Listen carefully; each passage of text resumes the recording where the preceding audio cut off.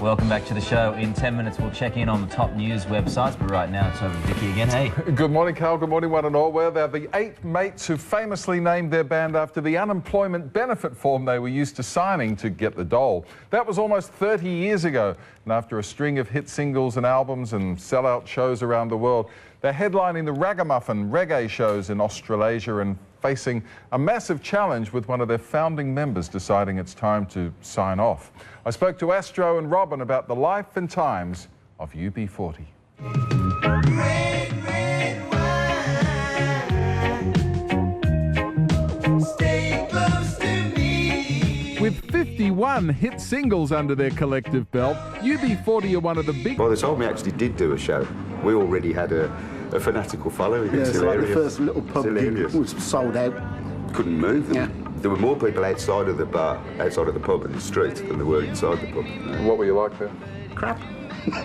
Well, we lacked in talent, we made up with enthusiasm. There's a rock to the kitchen, what I'm gonna do. There's a rock to the kitchen, what I'm gonna do. Their songs have been radio station staples for almost 3 decades. So what is it about reggae that makes it not only popular, but enduring? The beat, the attitude, the lyrics, what? Yeah, wherever there's islands, you know, wherever there's sun and there's sea, people seem to love reggae. I don't know what it is. I think it's a feeling rather than anything else. As Astro says, the lyrical content can be anything from love songs to Nursery rhymes. Get up, stand up, you know.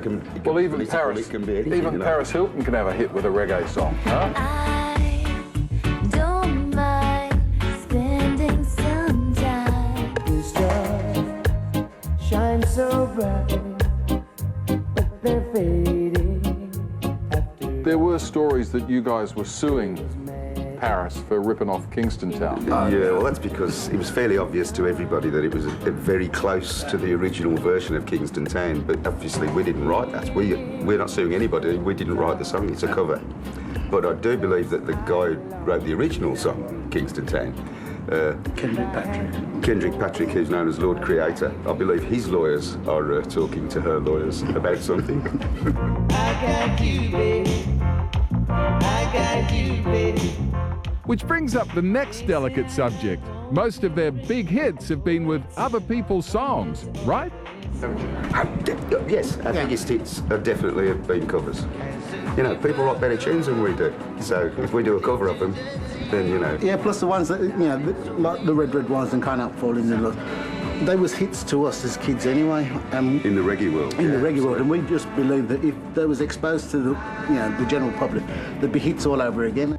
And now the biggest hurdle of their career, with Robin's brother Ali, the band's main vocalist, announcing that he was quitting UB40 to go solo. Yeah, it's a bit of a shock for all of us. We're actually not allowed to talk about it at the moment because there's all sorts of things going on, but it's a very difficult situation. It's been leading up to this for a few months, and it's something we've got to learn to deal with. Yeah. We're both going to carry on, so... you know, I mean, we really don't know what the outcome will be yet, but we have no intention of stopping, that's for sure. Absolutely. Well, UB40 has always been a band. It's never been about one individual. Has it tested your brotherhood?